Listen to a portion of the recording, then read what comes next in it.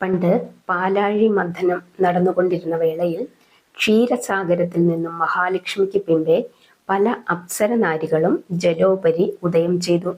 അവരിൽ ഒരുവളാണ് സുലക്ഷണ എന്ന സുന്ദര കന്യക. അവളെ അംബികാദേവി തൻ്റെ തോഴിയായി സ്വീകരിച്ചു. ഒരു ദിവസം പാർവതി പള്ളിനീരാട്ട് കഴിക്കുന്നതിനിടയിൽ പുടവ എടുത്തു കൊണ്ടുവരാനായി അവളെ മണിയറയിലേക്ക് പറഞ്ഞയച്ചു.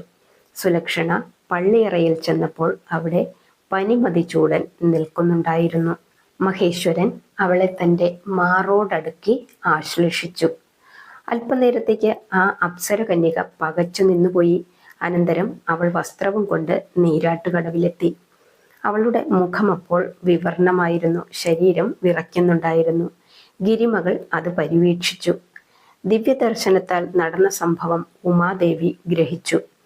പെട്ടെന്നുണ്ടായ കോപത്താൽ പർവ്വതനന്ദിനി നീ ഒരു മണ്ഡൂകമായി പോകട്ടെ എന്ന് ശപിച്ചു. താൻ നിരപരാധിയാണെന്നും ശാപമോചനം അരുളണമെന്നും അപേക്ഷിച്ചപ്പോൾ ദയാപുരസരം ദേവി നിവദിച്ചു. നീ അജിരേണ ഒരു ഗന്ധർവമാനിനിയുടെ മകളായി പിറന്ന് മണ്ഡൂകത്തിനു പകരം മണ്ഡോദരി എന്ന നാമം ധരിച്ച് ഒരു അത്യുത്തമ സതീരത്നമായി ഭവിച്ച് ഒരു ലോകജേതാവിൻ്റെ ധർമ്മപത്നിയായി തീരും. ഒടുവിൽ വിഷ്ണു സായുജ്യവും ലഭിക്കും.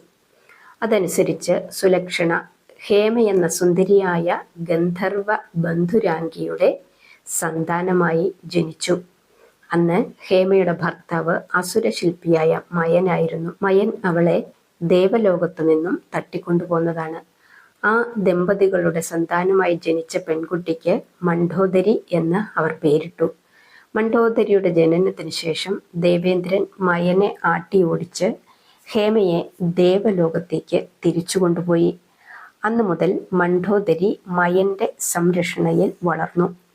മകൾ യൗവനയുക്തയായി തീർന്നപ്പോൾ അനുയോജ്യനായ ഒരു വരനെ അന്വേഷിച്ച് നടക്കുമ്പോഴാണ് മയൻ മഹാരഥനായ ദശമുഖനെ കണ്ടുമുട്ടിയത്. ഒരിക്കലും യൗവനം ക്ഷയിക്കാത്ത സൗന്ദര്യത്തോടു കൂടിയ ഒരു അങ്കനാമണിയായിരുന്നു മണ്ഡോദരി. അവൾ ഉത്തമയായ ഒരു ധർമ്മപത്നിയുമായിരുന്നു. അഹല്യ, ദ്രൗപദി, താര, സീത, മണ്ഡോദരി എന്നിവർ ഒരിക്കലും യൗവനം ക്ഷയിക്കാത്ത പഞ്ചകല്യാണികളാണ്.